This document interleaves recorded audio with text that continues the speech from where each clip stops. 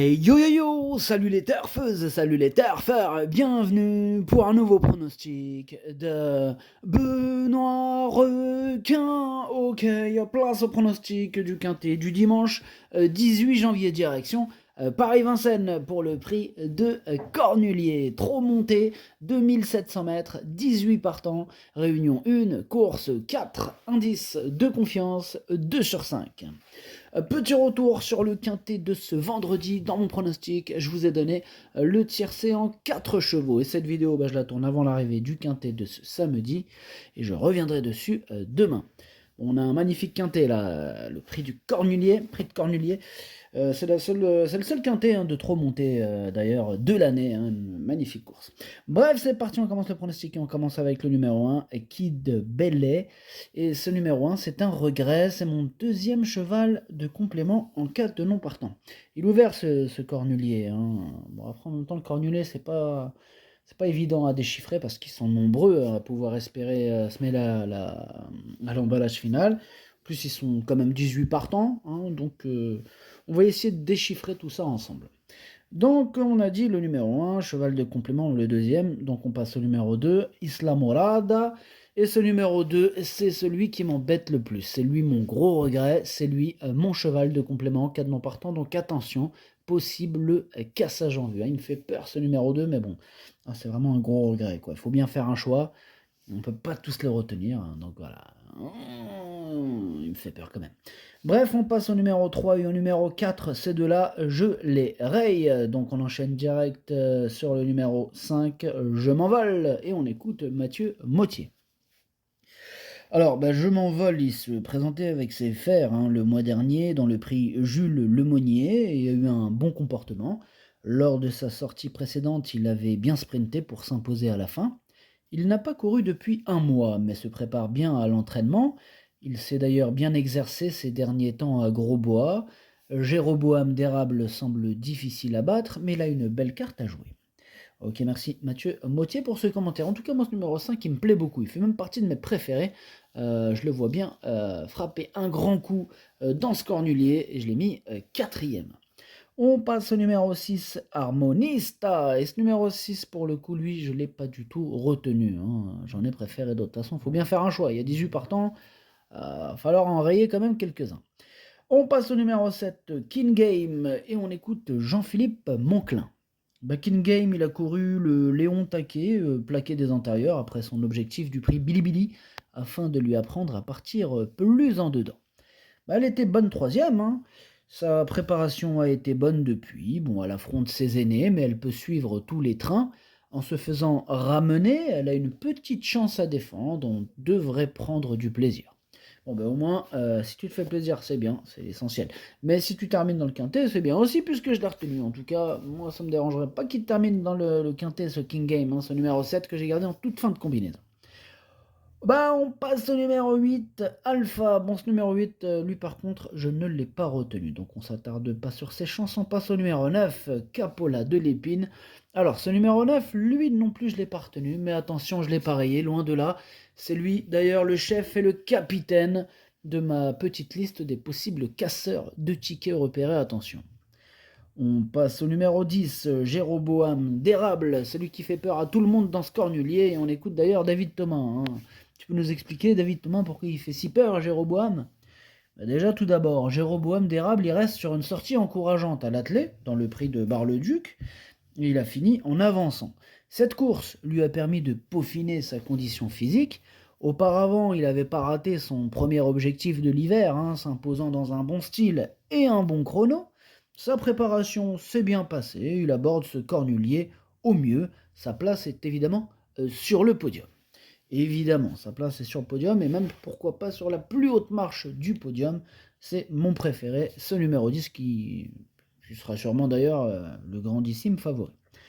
Bref, on passe au numéro 11, Ibiki de Well. Et ce numéro 11, je ne l'ai pas retenu, j'en ai préféré d'autres. Donc on passe au numéro 12, Kit Kat. Ce numéro 12, je ne l'ai pas retenu, mais il se retrouve quand même en plein milieu de ma petite liste des possibles troubles fêtes. On passe au numéro 13, Igouski Sauton, et on écoute Mathieu Abrivard. Bah, Eguski Sauton, il avait suivi librement avant d'être pris de vitesse dans le dernier tournant, mais il s'était bien relancé pour finir lors de sa première sortie sous la selle. Bah, il n'avait été devancé que par Jéroboam d'Érable et Impala de Val, deux références à ce niveau. Bon, il a joué de malchance ensuite dans le Bourgogne. Il est monté à Grosbois pour ses derniers exercices et paraît très bien. Je pars confiant. Ok, merci monsieur Abrivard. En tout cas, ce numéro 13, moi je l'ai mis cinquième. Attention à lui, il peut faire mieux. Il peut faire mieux. Il peut même taper dans le podium. Il peut monter sur le podium. Après, c'est une question de parcours, évidemment. Voilà, donc, question de parcours, tout est possible. Là, ça va jouer au parcours. Bref, on passe au numéro 14, It's Dollar Maker, et on écoute Sébastien Garato. It's Dollar Maker, il a très bien couru dans le prix du Bourbonnais après ses 2 victoires au monté. On l'a gardé frais volontairement ensuite. Bah, il a travaillé régulièrement, il n'a pas été perturbé dans sa préparation sur la piste que j'avais salée au préalable et à la mer lundi. Il est prêt, je serais déçu de ne pas le voir sur le podium, il peut tout faire. Il serait déçu de ne pas le voir sur le podium, mais voilà, le problème c'est qu'ils sont nombreux à vouloir monter sur ce podium. Ouais, ils sont un paquet, donc on va pas pouvoir tous les mettre. Il y en a que 3 qui vont monter sur le podium en vrai. Donc voilà, il faut faire un choix. Le choix, je l'ai fait. Je l'ai mis 6e. On passe au numéro 15, Jean Balthazar, et on écoute Pascal Castel. Oui, ben moi je vous présente Jean Balthazar qui a pris une 2e place encourageante dans le Calvados. Bon, je l'avais arrêté totalement cet été, il n'a cessé de monter en puissance depuis son retour à l'entraînement.